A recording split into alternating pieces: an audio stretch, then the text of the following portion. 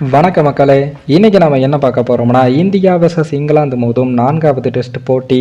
மீண்டும் இந்திய அணியில் தல தோனி. அதாவது இந்தியா வெர்சஸ் இங்கிலாந்து அணிகளுக்கு இடையிலான 4வது டெஸ்ட் போட்டியில் ராஞ்சி மைதானத்தில் நடப்பதால் இந்த போட்டியை காண தல தோனி நேரில் வருவாரா என்ற எதிர்பார்ப்பும் ஏற்பட்டு உள்ளது. இந்தியா வெர்சஸ் இங்கிலாந்து அணிகளுக்கு இடையிலான 4வது டெஸ்ட் போட்டியானது ராஞ்சி மைதானத்தில் தொடங்க உள்ளது. ஹைதராபாத் மைதானத்தில் நடைபெற்ற முதல் போட்டியில் இங்கிலாந்து அணியும், விசாகப்பட்டினம் மற்றும் ராஜ்கோட் மைதானங்களில் நடந்த டெஸ்ட் போட்டியை இந்திய அணியும் வென்று உள்ளது. இதனால் டெஸ்ட் தொடரில் 2-1 என்ற கணக்கில் இந்திய அணி முன்னிலை பெற்று உள்ளது. இந்த நிலையில் தான் ராஞ்சி மைதானத்தில் நடக்கவுள்ள 4வது டெஸ்ட் போட்டியை வெல்வதில் இரு அணிகளும் தீவிரமாக உள்ளது. இந்த போட்டியை இந்திய அணி வென்றால் டெஸ்ட் தொடரை வெல்ல முடியும். ஆனால் இங்கிலாந்து அணி வென்றால் தொடரின் சுவாரஸ்யம் அடுத்த கட்டத்திற்கு நகரும்.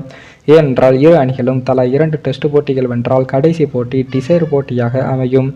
இதனால் ராஞ்சி மைதானத்தில் இரு அணிகளைச் சேர்ந்த வீரர்களும் தீவிரமாக பயிற்சிகளை மேற்கொண்டு வருகிறார்கள்.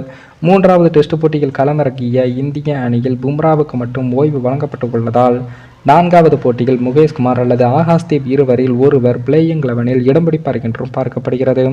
இதனிடையில் தான் தல தோனியின் சொந்த மண்ணில் நடக்கும் டெஸ்ட் போட்டியை காண நேரில் வருவாரா என்ற கேள்விகளும் எழுந்து உள்ளது. ஏனென்றால் கடந்த ஆண்டு ராஞ்சி மைதானத்தில் நியூசிலாந்து அணிக்கு எதிரான T20 போட்டியில் இந்திய அணி விளையாடியது.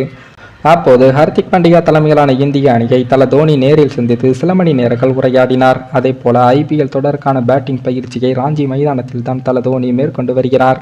இதனால் டெஸ்ட் போட்டியை நேரில் பார்க்க வரவில்லை என்றாலும் இந்திய வீரர்களை நிச்சயம் சந்திப்பார் என்றும் எதிர்பார்க்கப்படுகிறது.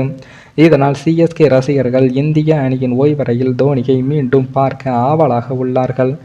மேலும் இந்த வீடியோ ஏதோ ஒரு விதத்தில் உங்களுக்கு பிடித்திருக்கும் என்று நினைக்கிறேன். நம்ம சேனலுக்கு புதிதாக வீடியோ பார்க்கிறீர்கள் என்றால் மறக்காமல் சப்ஸ்கிரைபர் செய்துவிட்டு பாருங்கள். இன்னொரு வீடியோவில் சந்திக்கும் வரை நான் உங்கள் தமிழ்.